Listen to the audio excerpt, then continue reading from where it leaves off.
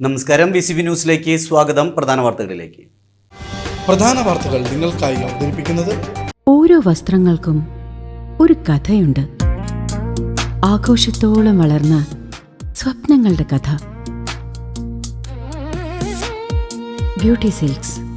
വാക്കുകൾ നിശബ്ദമാകുമ്പോൾ വസ്ത്രങ്ങൾ സംസാരിക്കട്ടെ.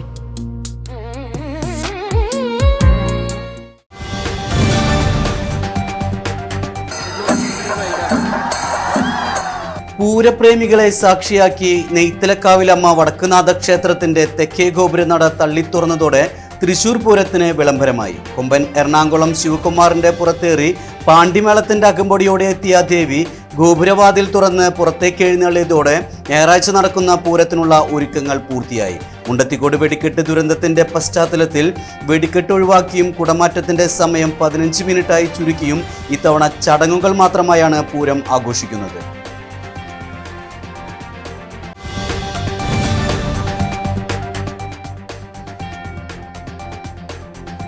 ജനവാസ മേഖലയിൽ ഭീതി പരത്തി ചേലക്കര, തോന്നൂർക്കര, പടിഞ്ഞാറ്റുമുറിയിൽ വെള്ളിയാഴ്ച രാത്രി 3 കാട്ടാനകൾ ഇറങ്ങി കാർഷിക വിളകൾ നശിപ്പിച്ചു.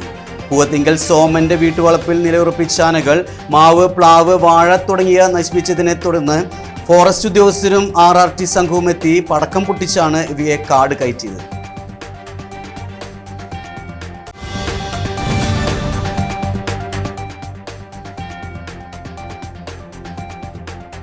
ഷൊർണൂർ വിഷുദിനത്തിൽ വീട്ടിൽ നിന്ന് പണവും സ്കൂട്ടറും കവർന്ന സംഭവത്തിൽ മലപ്പുറം, കാസർഗോഡ് സ്വദേശികളായ 3 പേരെ പോലീസ് അറസ്റ്റ് ചെയ്തു.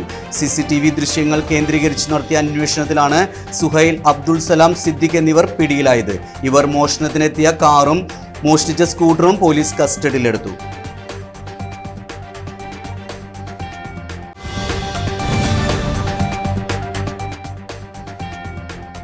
സംസ്ഥാനത്ത് അന്തരീക്ഷ താപനില ക്രമാതീതമായി വർദ്ധിക്കുന്ന സാഹചര്യത്തിൽ ജനങ്ങൾ പകൽ യാത്രകൾ ഒഴിവാക്കി സെൽഫ് ലോക്ക്ഡൌൺ പാലിക്കണമെന്ന് മന്ത്രി കെ രാജൻ. പ്രാദേശികമായ ചൂട് പ്രതിരോധിക്കാൻ തദ്ദേശ സ്ഥാപനങ്ങൾക്ക് ലോക്കൽ ഹീറ്റ് ആക്ഷൻ പ്ലാൻ നടപ്പിലാക്കാൻ നിർദ്ദേശം നൽകിയതായും വേനൽ മഴ ലഭിക്കുന്നതുവരെ ജാഗ്രത തുടരണമെന്നും മന്ത്രി.